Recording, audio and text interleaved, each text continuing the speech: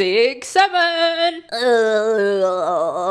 I really hated doing that, but it will become relevant later in the video because today we're going to talk about algospeak and the way it has seeped to our day-to-day conversations, especially for young people. As usual, the inspiration for this video came from another video. I'm a consumer first and foremost. The video in question is a TikTok video from a content creator named Ria Yoon. In the video, Ria talked about the book 1984 by George Orwell, a very popular dystopian novel. It is an incredible book that has somehow become more and more relevant in this day and age, which is scary. Ria specifically talked about this concept introduced in the book called newspeak, which is a language developed by the government as a way to keep its citizens under control. Newspeak has limited grammar and vocabularies, and the idea is because you don't have enough words or you don't have enough grammar structure to express your thoughts, you won't be able to think critically. And according to a lot of academic scholars and researchers, language directly correlates to the way that you think, because language is the way that you express your thoughts. Yes? Just watch Rifle by Denis Villeneuve. It'll make sense. The video Ria made is really insightful and I encourage you all to watch it. But it does make me think a lot because Ria related newspeak to algospeak. If you're chronically online, like I am, or you're trying to be a content creator, then you would be familiar with algospeak. But for those people who don't know, algospeak is essentially the practice of self-censoring yourself on your social media posts in order to bypass the social media algorithm which censors certain words. So instead of saying sex in a video, you might say snacked or smacks, or instead of writing out kill or murder on your post, you might write down unalive. But algospeak also comes in other forms. According to an article on the Babbel website, internet self-censorship can also be purposefully misspelling the word, like using numbers to replace certain letters, or using emojis, or even just outright bleeping or cutting out the words, or pausing in place where you have to say the word. So why does algospeak even exist? Well, it's mostly because social media algorithm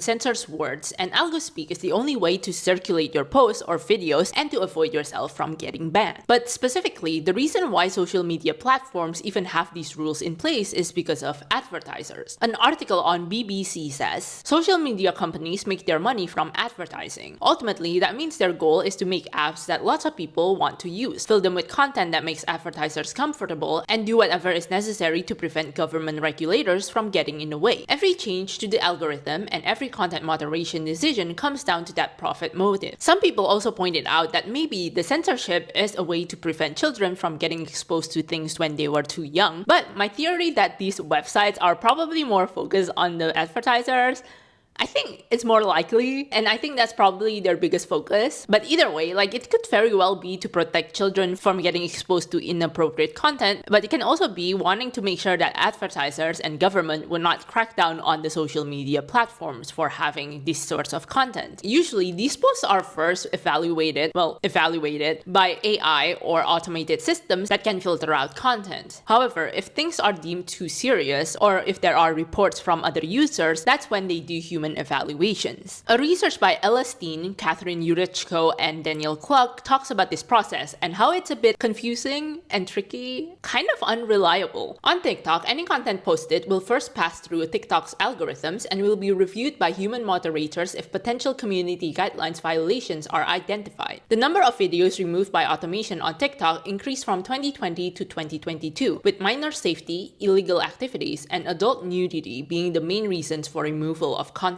Despite apparently careful content moderation, TikTok is known for having previously restricted content visibility for lesbian, gay, bisexual, trans, queer, disabled, and obese users without present guideline violations. Such incidents largely made TikTok's content moderation system appear as inconsistent and inaccessible to users and researchers alike. These AI or automated systems are not entirely accurate because sometimes they don't really understand context. I can say something as innocuous as, I would kill to have tickets to go to Olivia Rodrigo, but it could still pick up on the word kill and block out the video. So, in order to post content, you need to be deliberate. And if you're an aspiring content creator like myself or many other people out there, then you might have to do algospeak to make sure that your content is not blocked and that you won't get shadow banned. However, something that a lot of people like Ria are worried about is that algospeak, like newspeak, is limiting our vocabulary and to some extent our self-expression, because these censored words do not not carry the same gravity as the actual words they are trying to replace. Unalive does not sound as urgent, nor does it portray the same weight as when you say kill or murder. Imagine reading a news headline that says so-and-so are unalive instead of so-and-so are murdered. The same way that newspeak was limiting people's thoughts and making them more pliant in 1984, is algospeak doing the same thing? Especially because these terms are actually making it into the real world. I've heard instances of young people going like unalive, and I'm like, oh, you know, you can actually say kill or murder, right? There's no algorithm that's gonna censor you. But that's also the thing, because it's not new for words from the internet to make it into real life. I myself even say lol sometimes, IRL. I do it actually in IRL.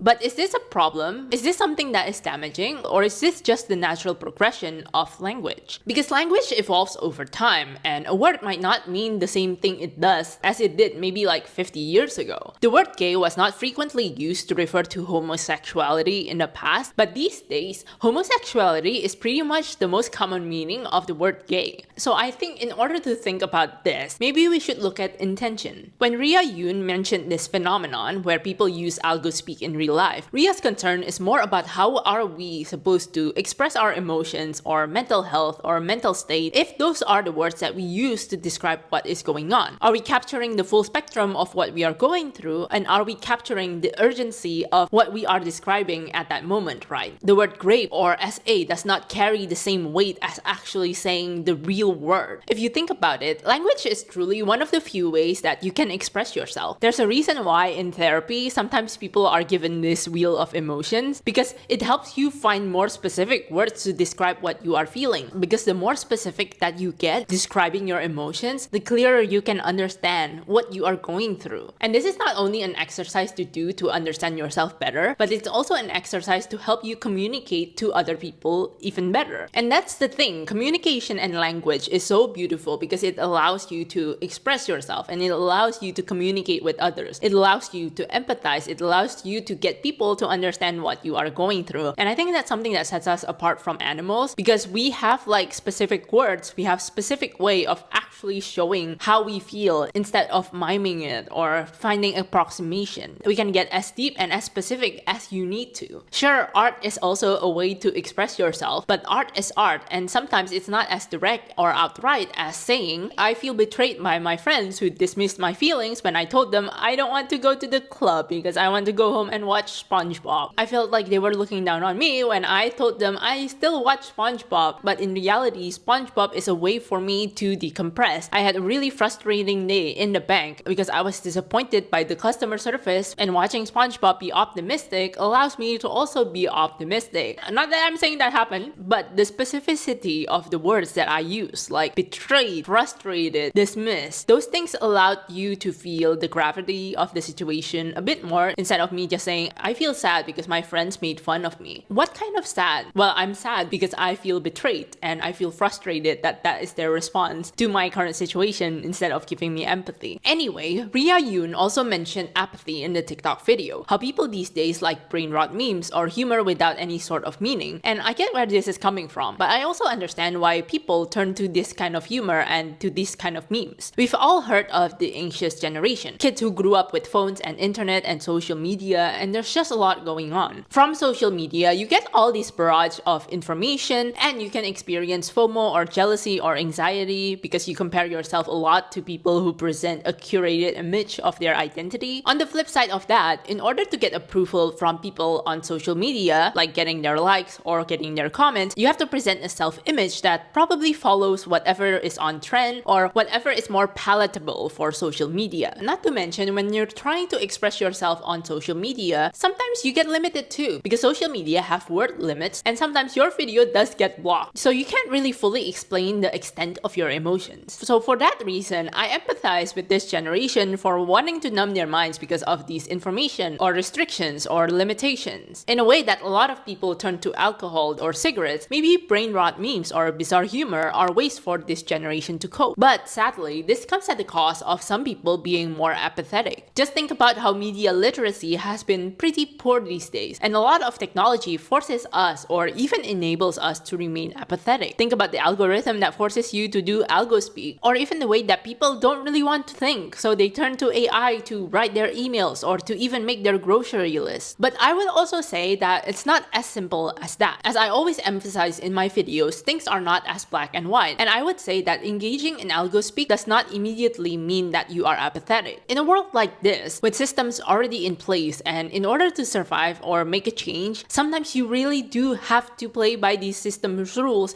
in order to get to your goal. And I know it sucks, and sometimes you do want to rebel against the system, but it's tricky. Some people have to use this algospeak in order to make sure that their post and content is out there, because this is the only way that they will be able to raise awareness or correct misinformation. For example, think about the people making posts or videos about the genocide or other misconceptions about certain communities. Or another example are posts or videos of people trying to get donations for people impacted by the genocide, but they have to use algospeak in order to make sure that the video reach more people so they can get more donations. Without algospeak, these posts would be scrubbed and we would be robbed from this very important information. It's not the most ideal situation because you want to feel the full weight of the information that is being told to you, but at the same time, if they don't do that, the information would be scrubbed. Overall, it's just really unfortunate that this is what is happening, that censorship is prevalent, and now we even have to do that to ourselves. You know what? I blame capitalism for this. Always at the scene of the crime. I don't particularly know where I'm going with this video, to be honest, except that I want to make the point that words do have power and language is important. Me knowing the English language is the reason why I am able to communicate with you guys right now. And not only that, language is the reason I am able to communicate these very complex thoughts to you. Or at least I hope these thoughts are complex, because I think they are complex in my head, but I don't know,